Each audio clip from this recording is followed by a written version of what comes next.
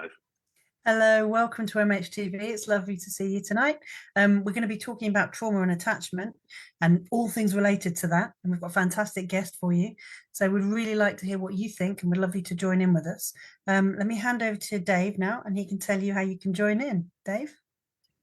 Hi, great to have you all with us tonight. As always, a couple of different ways you can join in. The first is over on X, formerly known as Twitter. If you just put in the hashtag MHTV, you'll be able to see any tweets that we're sending or anyone else, and we'll be able to see yours too. So it's a great way to get in your comments and questions. The other option you've got is over on Facebook, still called Facebook. You just have to head to the right side of the screen next to the video that you're watching and just, again, put in any of your comments or questions. But without further ado, straight back to you, Nicky. Absolutely. And let's come to our guest. Sarah, can you tell us a little bit about yourself? Hi. So I'm Sarah Lewis. I live in Mayo, but for years I've lived up the north of Ireland. And so I did my mental health training up there in Purdysburn. It was at that stage, it's called Knockbracken Healthcare Park now. And of course, nurse training has changed so much since I did my training. And so then I worked in nursing homes and residential care, and in 2002, then I started to work with children and young people. And so I've been working with children and young people ever since. I worked in the adolescent inpatient service for 8 years. And then for 10 years, I worked with the therapeutic team for looked after and adopted children in the Southeastern Trust in Northern Ireland. And so for about the last year and a half or so, I've been working independently. That's brilliant. Thank you very much for that. So I guess what we're going to focus on tonight is particularly looking at trauma and attachment. And I think that's the best way to get started, would be just to define those terms. So what are we talking about? So when we're talking about attachment, what is that?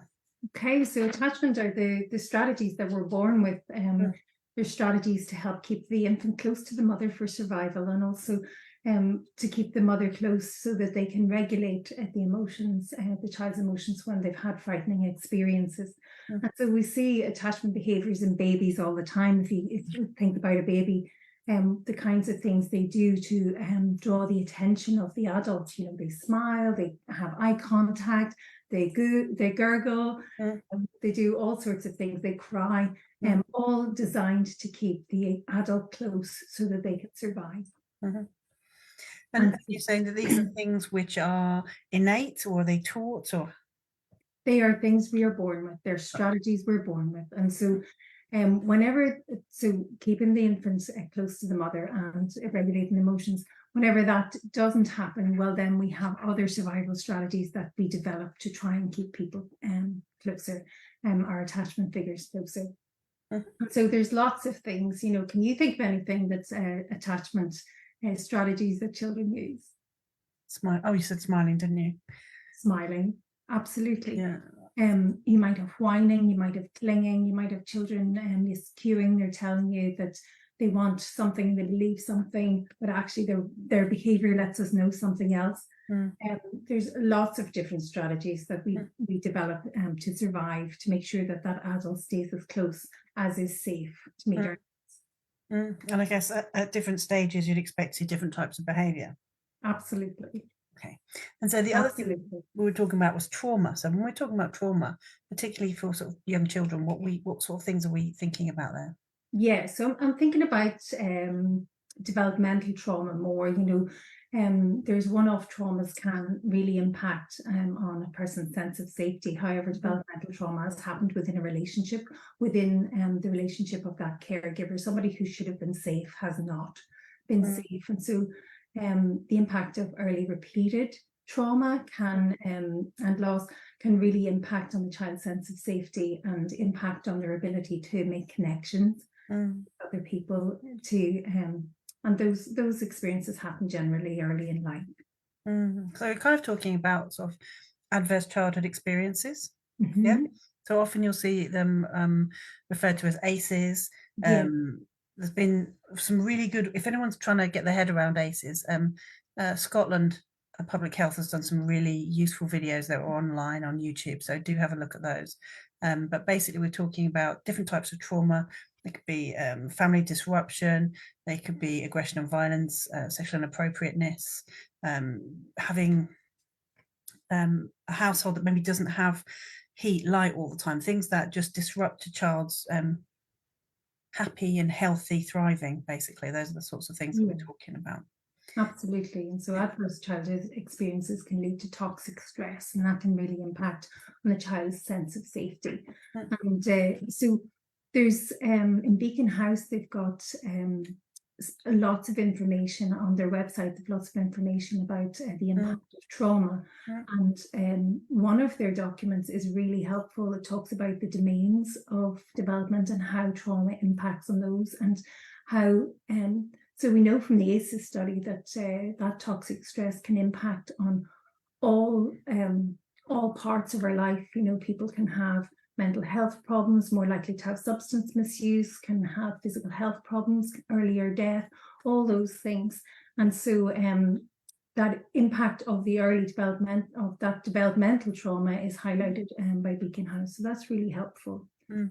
Yeah, you can see how no matter where you are, whether you're working with children and young adults, or whether you're working with people with more entrenched issues, you can see how actually having a really good understanding of kind of life course and trauma-informed care is actually vital throughout mental health. You can't really do your job without having this type of work in your mind. So it's really helpful to have you here tonight. We're really pleased to have you.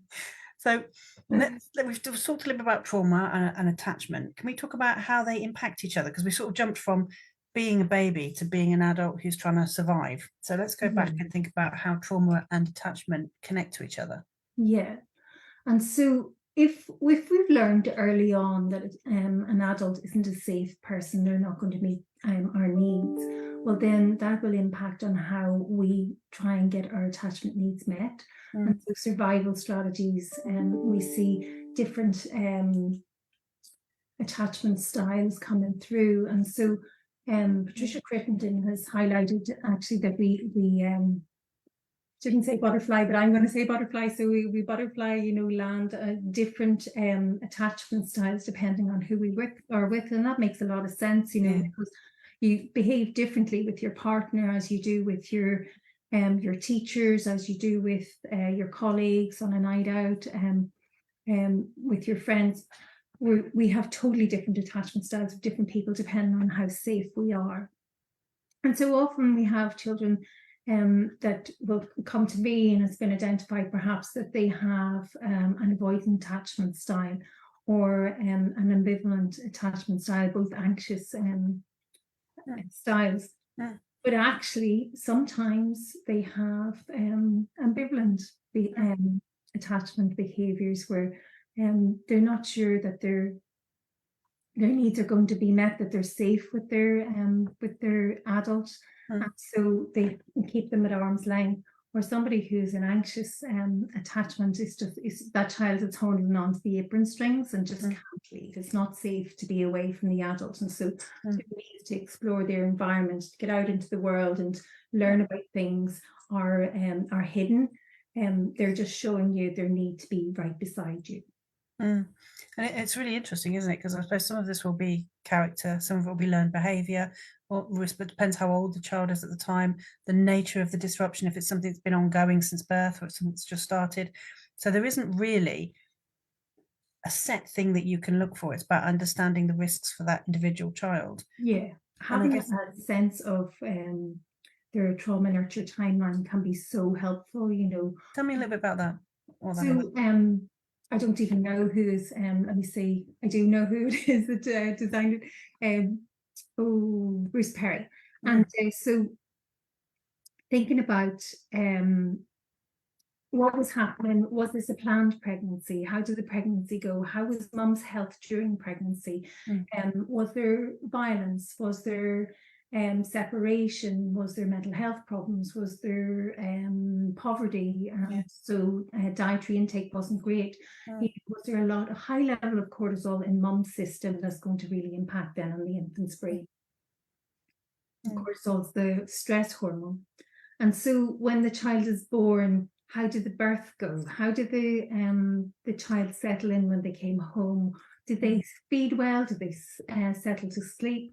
Were they a child that let you know, I have needs, or were they a quiet baby? And we hear a quiet baby and we get worried, don't we? You know, because babies, their attachment behaviours that they're born with is to cry and let you know that they have needs. And so some children are quieter than others, but you know, it's not always an indication of that there's something going wrong.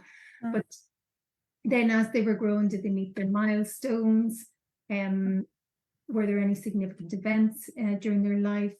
Was there substance misuse? Was there alcohol or drugs? Was there domestic violence? Was there separation? Was there a parent in jail? Was there, you know, all thinking about the ACEs, but also thinking about the things that are going to really impact on a child's sense of safety. How did they get on when they went to school? What was that transition like? What was the transition from primary 1 to primary 2? How did they manage that different attachment figure? How did they get on with their friends? You know, all those things. And then as we're heading towards puberty, what was going on there? How did they manage? How did they manage transition to secondary school? What about parents still together? Was there separation? What was happening for this child? What has impacted on this child's sense of safety and well-being and their sense of I am worthy of good care?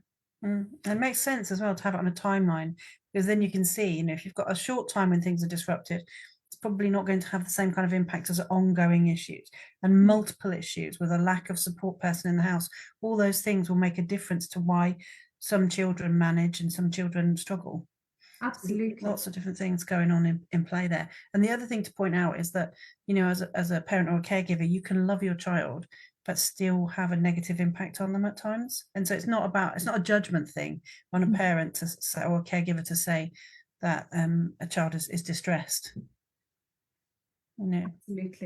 Absolutely. And so children develop their coping strategies in the relationship with their parents. And so whenever we're rocking and soothing our child, we're teaching them, oh, you're distressed, I'm going to help you to settle. Oh, you might be hungry, I'm going to feed you, I'm going to meet your needs. And so parents are teaching over and over and over, you're worthy of good care. And so children who haven't had that experience, well, then they don't have the sense that I'm worthy of good care. And they often have that sense of, I'm not enough, I'm not clever enough, I'm not pretty enough, I'm not tall enough, I'm not blonde enough, I'm not lovable enough, I'm not worthy enough for you to turn up for access visits with me. You know, all those enoughs, they just don't feel like they are enough. And that really that hits home for me a lot, you know, that children are feeling that way, and the system around them aren't always aware of what's going on for them. It's an interesting one, isn't it? I think sometimes when you think about those experiences happening to an adult would struggle to process them, understand how to ask for help and support, even understand what's happening to them, whereas children don't have any of that benefit. And also sometimes I think adults think, well, children are stupid, but they don't have the depth of feeling that adults do. And how could they not? They're baby adults, aren't they? So they do have, you know, quite complex feelings and emotions, just like any other human being. Absolutely. And there's also a belief that children are resilient, so they won't remember the things that happened to them in that early developmental trauma stage. And so it really depends on what you read and who you read, what is measured as developmental trauma. And so sometimes it's pre-birth to age 6, and sometimes it's pre-birth to 3, sometimes it's not to 3 years. And so it really depends. And so adults who have a sense of, well, they don't remember it anyway, it won't affect them, are actually, they're missing the point here. You know, this child has had very difficult times, and that will impact on their ability to connect with others, their sense of safety, their sense of belonging, sense of worthiness. And so where was I going? And so let me think. A sense of worthiness and belongingness, all these things are impacted. Yeah, absolutely. And so we remember trauma through our senses. And so we if developmental trauma has happened between the ages of 0 to 3, say, so that's the most common thing that you'll hear, developmental trauma, 0 to 3. So if it's happened then, we haven't got words, we're pre-verbal. We haven't got the cortical development to remember in words, in logical thought, what has happened to us. But we might become very distressed because the bedroom wall is now blue, same colour as before, or we hear a noise, or we're reminded about Christmas, or there's a smell that's really distressing us, and we have no clue that that's why we're feeling unsafe. But the body keeps the score is one of the books that I read before. And so a lot of our work that we do with children who've experienced trauma is about supporting them to help feel safer and calmer through the senses and regulating through the senses. So again, thinking about the neurosequential model of therapy, we started at the bottom up at the brainstem, and so the brainstem is responsible for things that we're not really we don't need to be in control of, like digestion and breathing and heart rate. And so if we can regulate the brainstem and help the child to feel more settled and safer through sensory strategies, well then the child is more in a better place to start to do some therapy. And so do you know this model of the brain? Yeah. So the brainstem, and then the limbic part of the brain, and the knuckles, or the cortical part of the brain. So if we start here, the brain develops from the bottom up. So you're born, as long as everything has gone okay in pregnancy and there's no physical health problems, your brainstem is fully functioning whenever you're born. And so then follows the limbic part of the brain is developed. And so by the time you're hitting your teen years, you have fully developed emotions. And so we've all met teenagers with fully developed emotions. Might not have the cortical, the logical thought that goes with that. And so that's the last part that develops. And so if we start here, now the important thing to remember is the brainstem, how this part of the brain develops impacts how this part of the limbic part of the brain develops, and how the cortical part of the brain develops. And so if we start with the brainstem and help regulate the brainstem, then we can start to work on the emotions, the limbic part of the brain. We can build attachments, safe attachments with safe adults, support children, help them to process their trauma memory, and teach parents how to regulate themselves. Particularly parents who have children who have had really tough times, and they're maybe new parents, and they're trying to develop a relationship with a child who's had a relationship with attachment figures, and then they've moved. And then they've got to develop another relationship with attachment figures, and then they've moved, and then they've moved again and again.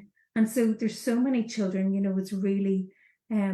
it's really sad to read, some children have had 15 foster placements. And how does that child function? How do they trust that this adult, with their new rules and their new shaped house and their new smelly house, or their new car and their new rules and their new environment, how do they trust that this person is safe? Because the last person I give you a chance and actually you ditched me, or something wrong, or your children were more important than me, or all those messages that the children have got. I think you said, can I just stop you for a second, just go back to something you said I think was really important, was when you're working with parents, you need to remember that they are traumatized people as well, and that often people haven't been shown the skills they need to parent. They never experience them themselves, and one of the things your work that you do is so important around is actually breaking that cycle. That kind of hurt people, and if you've never been, if when you were a baby you didn't know if you were going to get picked up, cuddled, smacked, it's not surprising that when you're faced with being a new parent, you're overwhelmed, you're in a new situation you've never been in, and somebody's looking to you for steady emotional support. How are you supposed to conjure that up from nowhere? Absolutely. So it's really key work, I think, this idea about helping parents self-regulate. And some parents will do exactly as their parents did, because that's what they learned, and they were like, well, this did me no harm, and we'll just do it that way. And then other parents will do the exact opposite, and of course there's the whole range in between, but some parents will do the exact opposite because they didn't agree with how their parents reared them themselves. And so if you've got somebody who's doing the exact opposite, you've got somebody who's breaking new ground. They're reinventing the wheel, really, because they've seen what they don't like and they're trying something that they think might work. And so they need a lot of support too, don't they? Absolutely. So we've sort of established this idea about, you know, that what we're talking about when we're talking about attachment trauma, how they interrelate to each other. We've talked a little bit about kind of how human beings develop, how their brains develop, and also I think another thing you said that really struck me was different things kick in at different times. So emotions are on board well before rational thoughts, if that ever does turn up, comes. And I think sometimes we hold children and young adults much more responsible for things than they really could possibly be. We know biologically they're not able to make complex, steady decisions, and yet we imagine that that's something they'll just conjure out of nowhere. Absolutely. And so adolescents, you know, they have puberty, which is, it's understood, and you hear about hormones raging and whatever. And what we don't hear so much about is the brain development, the surge in brain development that happens again in adolescence. And so literally it's as if you have in your brain, you've created so many neurons, neural pathways that aren't being used anymore. It's like you have country roads inside your brain. And so there's roadworks for a while you're an adolescent. And so there's roadblocks everywhere. And so the logical thought can't happen while the brain is pruning what isn't being used, and it's strengthening the connections in the neural pathways that are being used. And so at that time, we don't have a logical thought available to us so much. It's not that it's not there, but it's not so much available to us.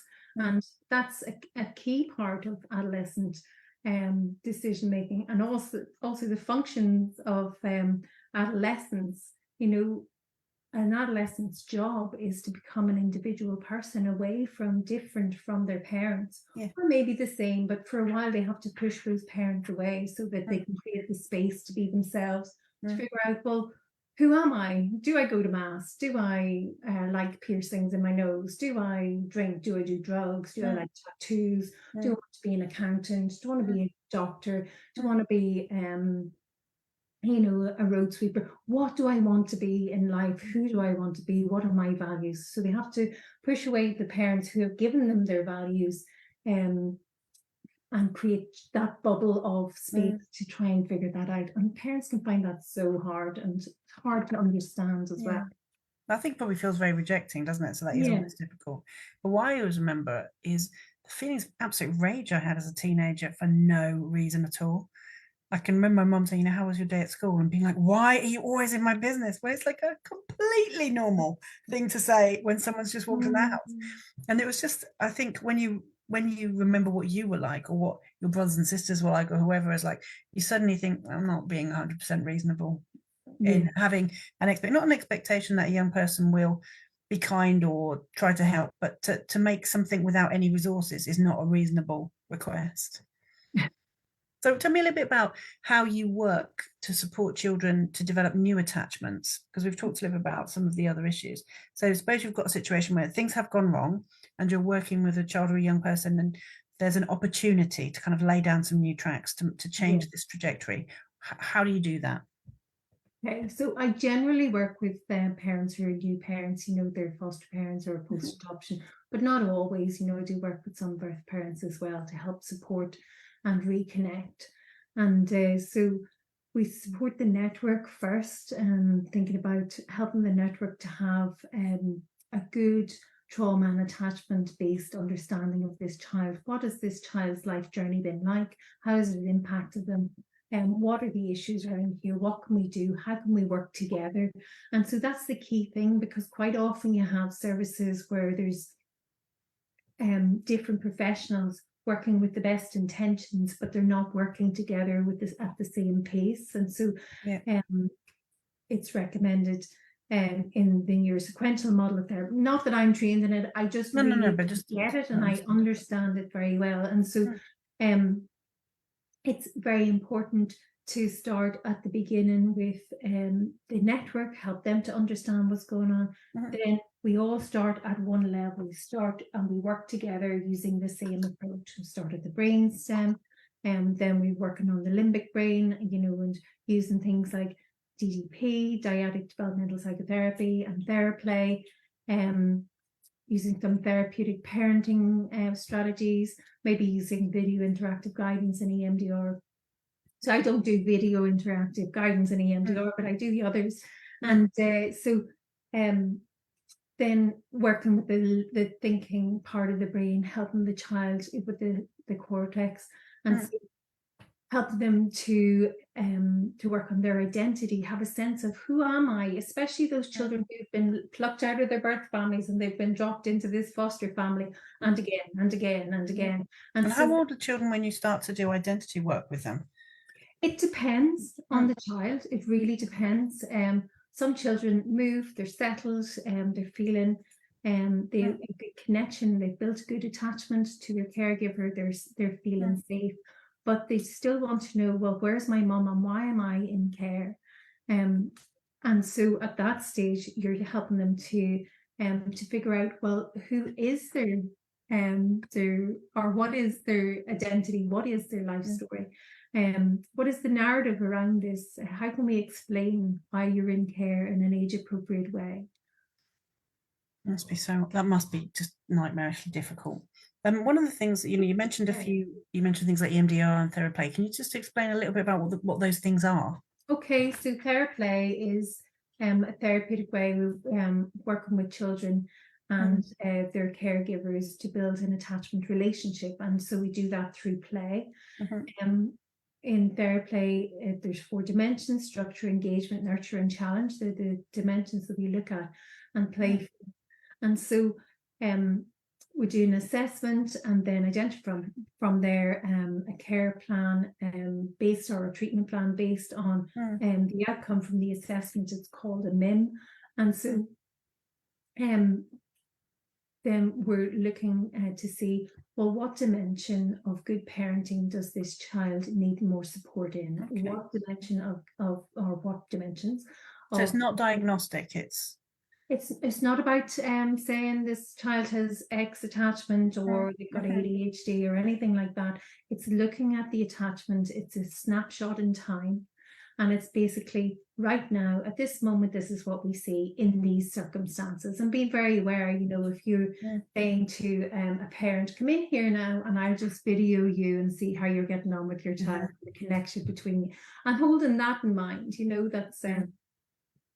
that's very daunting for some parents. Very daunting for anybody. I think being watched interacting when you know that there's a problem.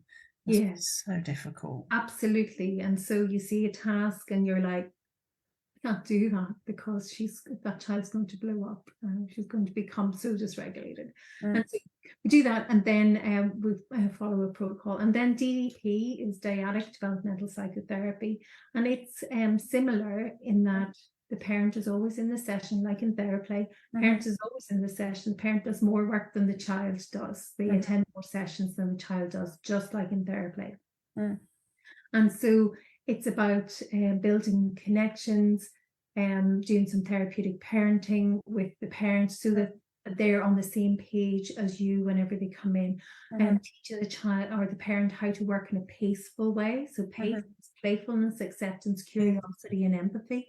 And so helping the parent to understand this child's experiences through a trauma and attachment lens, and so that by the time you get the child into the room, the parent knows how you're going to be speaking and why you might be speaking in a certain way. And you have a sense as well that this parent is a safe person to be in the room, to be doing this talking therapy. And so then EMDR, I'm doing my training in September. I'm very excited by it. I've been trying to do it for a long time. So it's eye movement desensitization and reprocessing. And so it's about helping a person who has experienced trauma to reprocess those memories that are constantly on their mind, or they interfere with their ability to manage. And so I haven't done the training yet, but it seems great. And we've had really good success with war veterans and trauma victims. People who've experienced significant trauma. And there is a child and adolescent version of that once you've done your basic training. So I'm looking forward to that. And those things are really helpful, because I think for a lot of people that work in adult mental health, they know kind of that, you get a few sessions on CAMHS, but I don't think you get anything of the kind of depth that we need now, because we're working so obviously with trauma and the impacts of aftermath, I think, of people who haven't had their attachment issues supported to be healed, really. Yeah. So whilst, I know EMDR from working with people who've been assaulted, and I know the back end of some of the things you're talking about, Theraplay and things like that were quite new to me. Yeah. And I think one of the things I really think is interesting about that is when I think about working with some of the people who've been very traumatized, they lose that sense of playfulness. They lose that confidence to be imaginative, because they're in lockdown panic mode all the time. Yeah. Those almost feel like luxury items that they just can't afford in their processing, because they're so hyper vigilant. The idea of sitting down and just losing yourself in a game it's almost impossible. So I think it's really interesting to look at some of the things that you do in your work that will be quite useful for me and mine. Yeah, because it's not too late, is it, to look at these issues? Absolutely. And there's also something, in DDP, they talk about this defensive strategies. So we have block trust, but also we have a reduced capacity for comfort, curiosity, and joy. Yeah. And so a child who's experienced developmental trauma, or somebody who's experienced one-off trauma, something frightening has happened, they may have reduced capacity for comfort, to seek comfort, and to be curious about things. They know somebody's motive, even though they haven't talked to someone, or they know what's going to happen if they go around that corner, or they have a certainty, because that certainty keeps them safe. So that capacity for curiosity needs to be recovered. And it reminds me of what you were saying about quiet babies. This idea that just because somebody is still or quiet or not asking questions or not visibly distressed, does not mean they're living their best life, does not mean that they are making choices. Because that's, I think, one of the things that's really important about for me about health is autonomy, and being able to make choices about who you're going to be and what you're going to do. And when you work with people who've been very traumatized, they don't have that range of choice. The world's closed in on them. So whilst they might not be obviously hearing voices or obviously experiencing that, the fact that somebody can't feel the maximum amount of joy, I think is a health problem. We should be taking it much more seriously than we do. Absolutely. And joy counteracts that high level of cortisol, doesn't it? And it helps you to settle the high levels of adrenaline as well. If you're experiencing fun and laughter and connection, well then, if you're doing that, well then it's not so easy to feel those overwhelming negative emotions. I think as well, we should want the best for the people we work with. We want for ourselves, for the people we love. We shouldn't be, right, their distress is at a manageable level for me now. Like out you go. It's that idea about what's the best life that someone can have, and that's what we should be aiming for, I think. Dave, I'm aware that we haven't actually asked you or spoken to you at all in like half an hour. Have you got anything? It's okay, Nicky. Yeah, just to bring you one comment that we've had. I don't know if Sarah wants to say anything particular about this comment, but just to share it. Rodriguez Abru TC, reparenting parents is such a key issue. This is a significant barrier faced by social services, who often expect from parents something they cannot do without the appropriate support, nurture, but also understand how parents can both look to children to meet an emotional need, connection they lack, and hope to get that unconditional love from the child, and then obviously feeling very rejected when the child teen doesn't reciprocate because they're developing their own personality. Yeah, absolutely. I'm not sure what to say to that. It was kind of, it's a rhetorical statement, isn't it? Absolutely. There's so many parents that I have worked with, that they really they haven't had the life experiences. They haven't had somebody who's treated them with gentleness and respect and love. Somebody who's played with them, who's had time for them, who's emotionally available to them. And so whenever they go to do it for their children, they're just reinventing the wheel. They're just not sure what to do, what's right, what's not right. And so they try their best. Because they love the children so much. Most parents absolutely love the ground that their children walk on, but they just don't have those skills. And so there's such a need out there. There really is. I suppose one of the things that strikes me, you know, whenever I consider this subject, including in the conversation that we're having tonight, is how much time this kind of work takes. And just thinking of an example I had when I was in my health visiting practice, knowing that a mum was having really sort of big problems with attaching to her daughter, and I remember it specifically getting a call one day from her saying that I just had to come round because she just couldn't cope anymore. And when I arrived, the kitchen was just, you know, an absolute sight of, you know, there's food sort of thrown everywhere, and, you know, such a, you know, sort of a place of sort of despair and distress. And, you know, talking to that mum for, you know, an hour or so, and really managing to get down, you know, for the first time into where that, you know, that situation had come from, and describing about having had a, you know, an elder child that had died young, and, you know, just it was so wrapped up in such, you know, an awful experience that she'd obviously had with her other child. And that real fear about never wanting to lose another child again, and you know, not being able to form that attachment. And like I say, that took, you know, so many hours to uncover that, and then to talk about it and to try and explore that, to try and get the consultants who dealt with, you know, the situation with the elder child, and for them to talk to the mum about how she'd done nothing wrong, and this was one of her fears, that she completely blamed herself. That, you know, to cut a very long story short, it took such a long time to get that sorted.